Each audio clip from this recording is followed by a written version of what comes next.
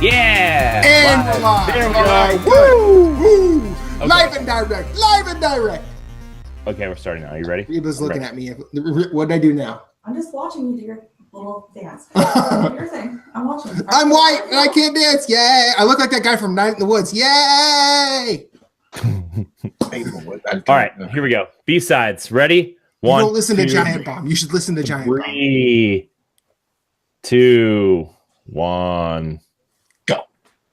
What's up, nerds? Welcome to NGR Radio's B-sides. I'm Corey, and joining me, as always, is Matt and Moose. Hi. Our question this week is probably just for Matt. So, Herschel Mohammed asks, for Matt mostly, ... How do you decide what vinyl to get, and how does one get started? Okay. I can field that question too, but you go first, sir. I saw this while question. is read. I saw this question, and literally, I got a rather protruding nerd boner. So, Corey, go make me a sandwich while he answers. I will. yeah. You make me one too. Anyway, to answer the easy question first, how to get started collecting vinyl, it's not difficult. If you want a record, go look for it. Vinyl sales have increased year over year for the past 20 years, I think. Even though quote unquote vinyl stopped being produced in 1994. That's big. He agrees with me. Smart dog. Make some cream cheese. And now, if you want vinyl, you don't need to be elitist about it. You don't need to get a super ridiculous sound system. I will tell you some things you need to know. If you're going to buy one of those $100 record players, know a couple of things. You'll need speakers, which can usually be in the form of headphones if you're not going to blare it throughout your place. And you'll also need a preamp. I don't know why you need the preamp because I don't know anything about speaker systems, really. I'm going to tilt my camera. The turntable I have right here that I will vouch for completely, even though they do not sponsor anything that I do. I wish that they did. It's a company out of Chicago called Gramavox, and that is called the Floating Record. It is all in one. It has speakers, which you can see the two black boxes on each side. Those are speakers. It doesn't need a preamp, and the sound actually works. And I'm not saying it plays sounds like how when people play, they buy those stupid little tabletop speakers for their computer, and you barely hear everything. This provides really good sound for big open space, and it sounds good. I can vouch for that. It doesn't sound like it's stretching to produce. Also, just because I do love the medium, I will recommend some music that you should get on vinyl. I'm going to start with, I think, something that Moose will agree on. A good place to start is here, mainly because it's at the beginning of the alphabet. It goes to the front of your collection. A, B, really? I mean, if you're getting a band that begins with AA, you got them at an alcoholic meeting. Also, I feel like this is a good turntable classic, Pink Floyd's Dark Side of the Moon. If you haven't heard this, you should.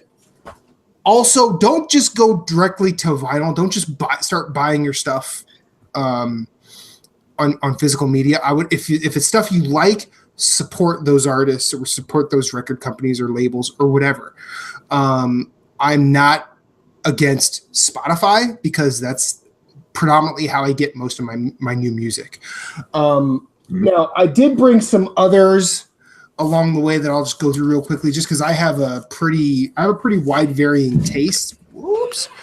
And I figured I'd share that here. This is Brian Eno, Another Green World, one of the weirder albums of the 70s.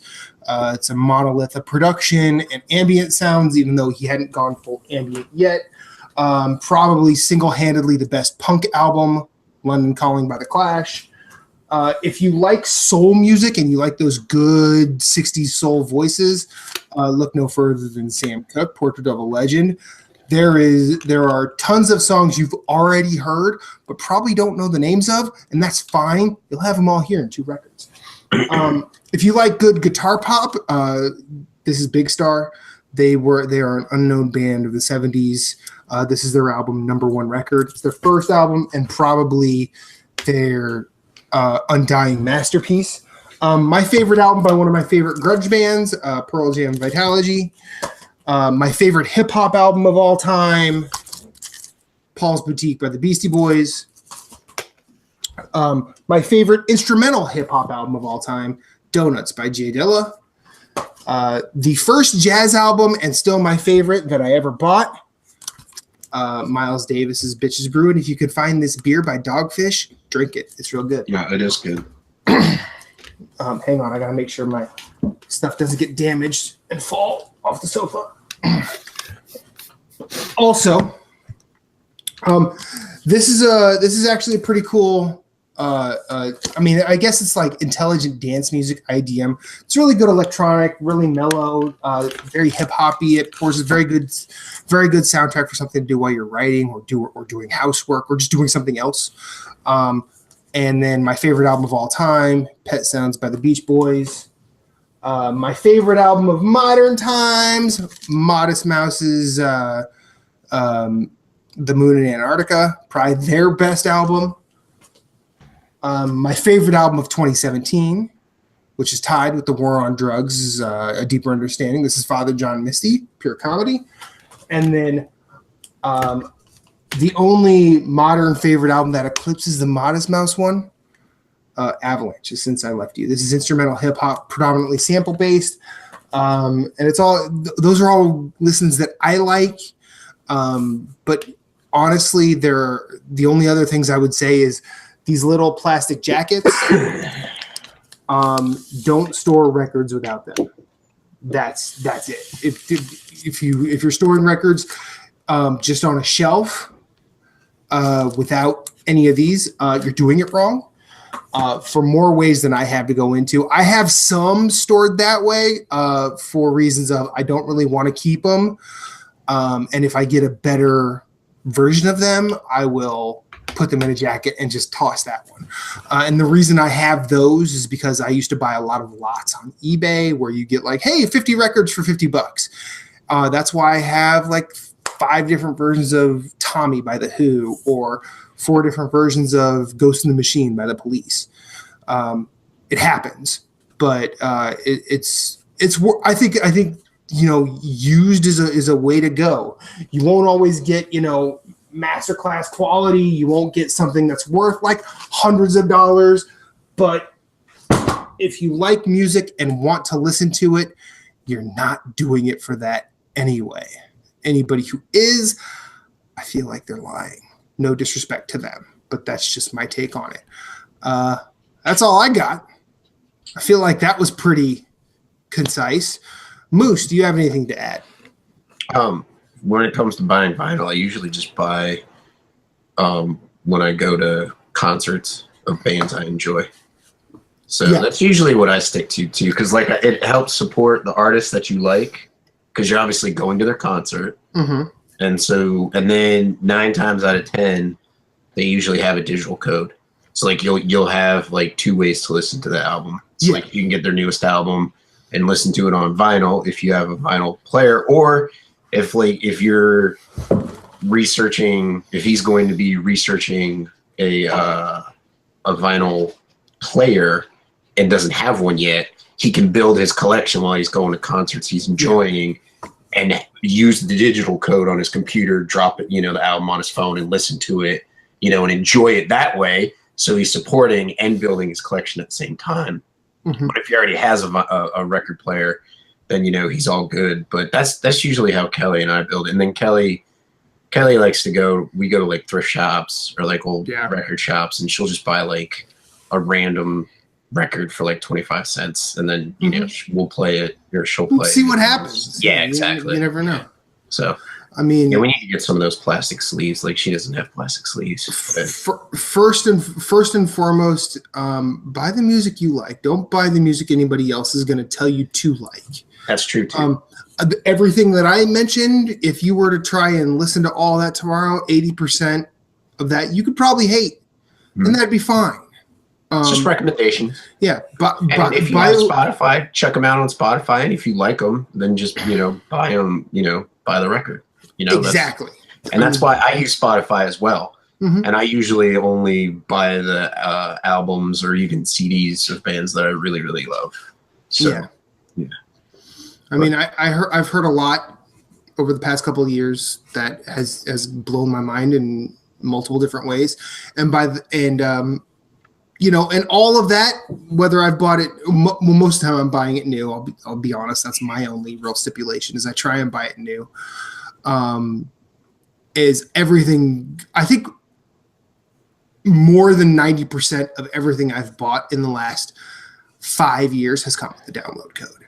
The only things that probably haven't are like those legacy recordings. Like I don't think Bitches Brew came with one. Probably I don't think any of the Bob Dylan I have came with one.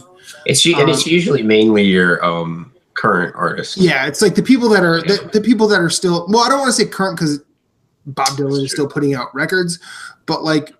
You know what I mean? Like the people that are in the zeitgeist, more or less, are putting out download codes because they know not everybody's going to do this. Well, they also know that you're going to want to listen to it away from your vinyl play, from your record player. So they're like, oh, hey, here you go. Here's a code. Throw it on your computer, put it on your phone, and you can take our album with you, and then you can listen to the vinyl when you get home. Like the people that are latching onto that idea are really awesome. Like one of my favorite bands, Band of Skulls, does that, and so we've bought multiple. I think we have almost every single one of their albums on vinyl, and so they came with digital codes. And we're coming up to Philly to see Black Pistol Fire next month. Well, actually, ZZ Ward is the one who's the main event for that show, but I'd rather see the opener. Not that I don't like her. I just really like said them. Only a few people ever. Yeah. So I mean, not like I said, not that I don't like her. I just enjoy them a lot more than I do her. And so probably gonna pick up their latest album, which is awesome on vinyl. So Black Pistol Fire is a good time. That. Great two-piece band. And the last thing, you have a boner for two-piece bands. That's I know. I'm weird like that. It's weird. I think it's because of like the garage, like rocks, like the stripped down sound. Like, enjoy it. Like that. I enjoy it too, but like I can think of a lot of two-piece bands I really don't like. But that's an argument for a different show. The last thing I will say, and this is a shameless plug on my behalf, by the time this goes up, my top 20 albums of 2017 will be in place, and they will be published on ngrradio.com. I'm almost finished writing the piece at the time of recording. I am to my top 4, so I just need to write about the final 4 albums and post it. So that is happening. And as I said earlier, Father John Misty is at the top spot, but he's also tied because there are two albums that I just couldn't separate this year, and that was also The War on Drugs and Deeper Understanding. So for whatever it's worth, congratulations to both of them, and there were a slew of great albums this year, despite what I originally thought. So anyway, I think that's a B-side. What do you say, Corey? Corey, wake up. I'm awake. Yeah. I mean, I couldn't have said it all better myself, Matt. I mean, I would have switched up. You even own a CD? Most of my work is plagiarizing Corey's music writing. I mean, he's holding a cassette right now. Do you know what a CD is? It's not a cassette. What is my Nintendo Switch cartridge case. That looks like a cassette. Yeah, it does look like we are old, Moose. Yeah, we are. Hey, I do have a cassette here, though. Are you ready? Are you ready for this? Uh-oh. What fire mixtape you busting on us now? MC Hammer can't touch this. No, it's Vanilla Ice. Come on. Come on. No. MC Hammer was too wrong side of the tracks for even Corey. Hold on. My cousin got me this as a joke because he knows that I love Ninja Turtles and don't listen to music. So Vanilla Ice. Yeah. Nope. It's even worse. What the hell is that? Just YouTube it and you'll understand how bad this is. Wait, what? So after Secret of the Ooze came out, they made a Ninja Turtles musical. And this is the soundtrack to said musical. Wow. And it is really bad. So That, Corey, That might actually so bad it's good. congratulations. That is probably one of the lamest things I've ever heard. I'm just saying. All right, B-side Nana and out. See you on the show.